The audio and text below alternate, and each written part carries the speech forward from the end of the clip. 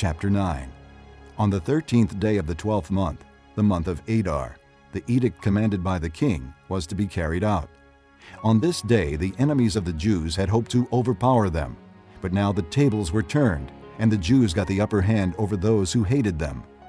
The Jews assembled in their cities in all the provinces of King Xerxes to attack those seeking their destruction. No one could stand against them, because the people of all the other nationalities were afraid of them. And all the nobles of the provinces, the satraps, the governors, and the king's administrators helped the Jews, because fear of Mordecai had seized them. Mordecai was prominent in the palace. His reputation spread throughout the provinces, and he became more and more powerful. The Jews struck down all their enemies with the sword, killing and destroying them, and they did what they pleased to those who hated them. In the citadel of Susa, the Jews killed and destroyed 500 men.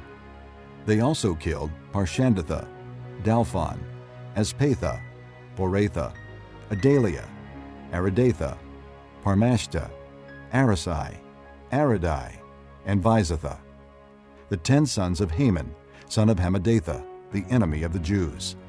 But they did not lay their hands on the plunder. The number of those slain in the citadel of Susa was reported to the king that same day.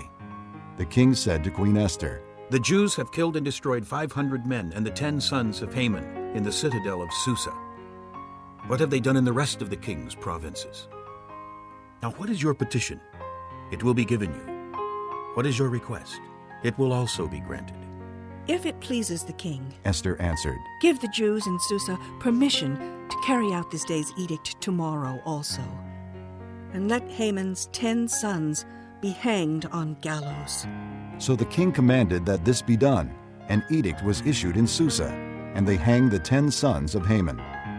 The Jews in Susa came together on the 14th day of the month of Adar, and they put to death in Susa 300 men, but they did not lay their hands on the plunder. Meanwhile, the remainder of the Jews who were in the king's provinces also assembled to protect themselves and get relief from their enemies. They killed 75,000 of them, but did not lay their hands on the plunder. This happened on the 13th day of the month of Adar, and on the 14th they rested and made it a day of feasting and joy. The Jews in Susa, however, had assembled on the 13th and 14th, and then on the 15th they rested and made it a day of feasting and joy. That is why rural Jews, those living in villages, observe the 14th of the month of Adar as a day of joy and feasting, a day for giving presents to each other. Mordecai recorded these events, and he sent letters to all the Jews throughout the provinces of King Xerxes, near and far, to have them celebrate annually the 14th and 15th days of the month of Adar, as the time when the Jews got relief from their enemies, and as the month when their sorrow was turned into joy and their mourning into a day of celebration. He wrote them to observe the days as days of feasting and joy, and giving presents of food to one another and gifts to the poor. So the Jews agreed to continue the celebration they had begun, doing what Mordecai had written to them. For Haman, son of Hammedatha, the Agagite, the enemy of all the Jews, had plotted against the Jews to destroy them, and had cast the pure, that is the lot, for their ruin and destruction.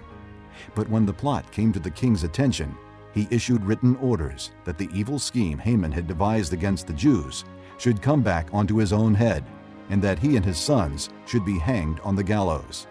Therefore these days were called Purim, from the word pure. Because of everything written in this letter, and because of what they had seen and what had happened to them, the Jews took it upon themselves to establish the custom that they and their descendants and all who joined them should without fail observe these 2 days every year, in the way prescribed and at the time appointed.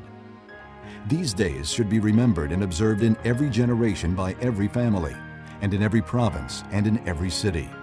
And these days of Purim should never cease to be celebrated by the Jews, nor should the memory of them die out among their descendants. So Queen Esther, daughter of Abihail, along with Mordecai the Jew, wrote with full authority to confirm this second letter concerning Purim. And Mordecai sent letters to all the Jews in the 127 provinces of the kingdom of Xerxes, words of goodwill and assurance, to establish these days of Purim at their designated times, as Mordecai the Jew and Queen Esther had decreed for them, and as they had established for themselves and their descendants in regard to their times of fasting and lamentation. Esther's decree confirmed these regulations about Purim, and it was written down in the records.